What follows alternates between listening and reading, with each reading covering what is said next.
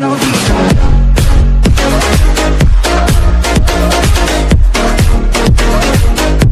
So on this week's episode of Dragon Ball Super, Master Roshi finally had his screen time in the Tournament of Power, and boy was he something!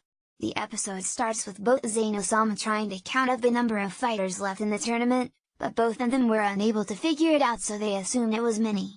Next we move on to seeing Master Roshi walking around the arena, seeing the different fighters going head on. But then Master Roshi is attacked by surprise from another fighter, but luckily the Turtle Hermit was able to dodge the attack and landed on a rock, standing to the fighter's shock.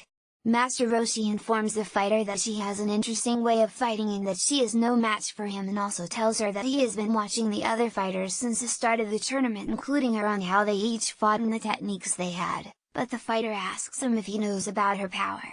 The warrior then takes off some of her gear and starts to seduce the master. Krillin knows that seduction won't work on Master Roshi since he has been training to control/surpass his desires for occasions like this. But suddenly Master Roshi starts to turn red a bit, showing that the seduction is somewhat working on him, causing Krillin to worry a bit. The fighter then charges up an attack which turns into a weapon and almost hits the Turtle Hermit, but to her surprise again Master Roshi was able to grab the weapon with the tips of his finger and thumb.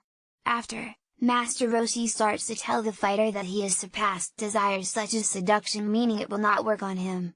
Master Roshi then powers up a bit, telling the young fighter whatever happens to her to not blame him, in which this causes the fighter to get scared and runs off, but as a result she falls off the stage and gets eliminated.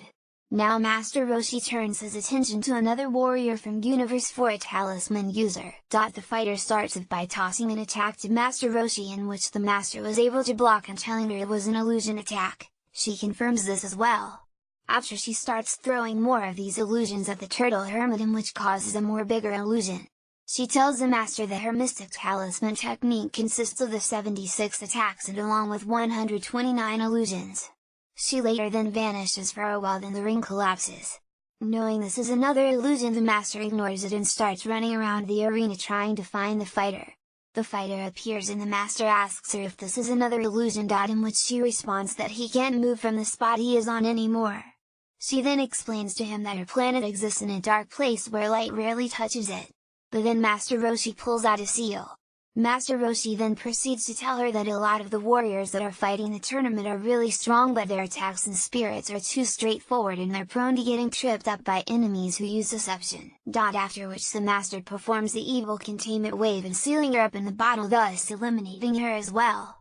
After she is eliminated, both Quitla and Beerus, gods of destruction from Universe 4 and 7, start to argue that it was cheating that they used weapon, causing both Zenas to get annoyed and telling both of them that it was neat and it was safe, thus ending their squabble. After, we go back to the ring and another fighter appears before Roshi. The fighter is furious at the Turtle Hermit for eliminating his two friends. The fighter begins to power up and transforms to a new form much stronger than his previous one. The fighter charges at Roshi, but he manages to deflect it with only one hand. Then he tells the fighter that he too fights straightforward, meaning he doesn't even need to read his movements. The fighter then proceeds to try to hit Master Roshi but keeps failing to do so and keeps missing. Roshi then proceeds to tell him again that even though he transformed, his fighting movements are the same, making it harder for the fighter to land a hit. Master Roshi then lands a hit of his own, resulting into a ki blast.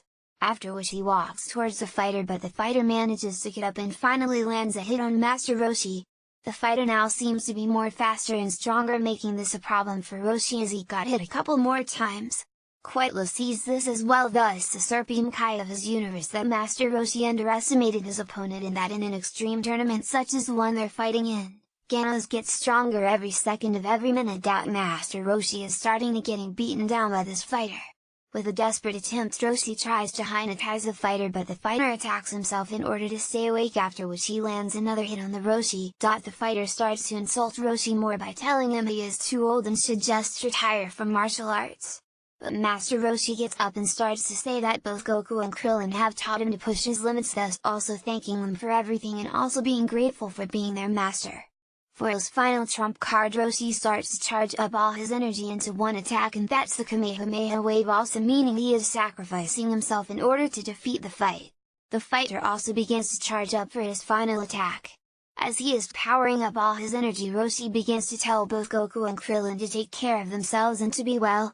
Master Roshi finally fires a Kamehameha wave at the fighter, thus eliminating him at last, but at the result of this Master Roshi falls. Goku, seeing this, rushes to the aid of his old master.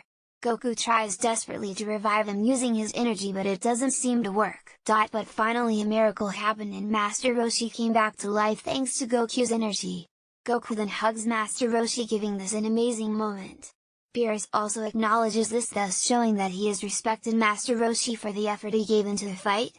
After all this is over, both Goku and Roshi start to walk into the arena, thus ending the episode. Now this was a great episode, finally giving Master Roshi his moment in screen time. He was really impressive, and people doubting on him since he joined the team just shows he still has it and can still hold his own. The sacrifice was also touching. I also enjoyed that little Dragon Ball throwback in it, remembering the times Goku and Krillin were training with Roshi and all that. Also, in case anyone thinks Roshi couldn't be brought back with the Dragon Balls, he actually could have been, since all he did was use up all his energy into one attack. Remembered he ended this with Nappa way back in the Science Saga and was still brought back. But yeah, so let me know what all of you think. I hope you enjoy this analysis, and I'll see all of you in the next one. See ya!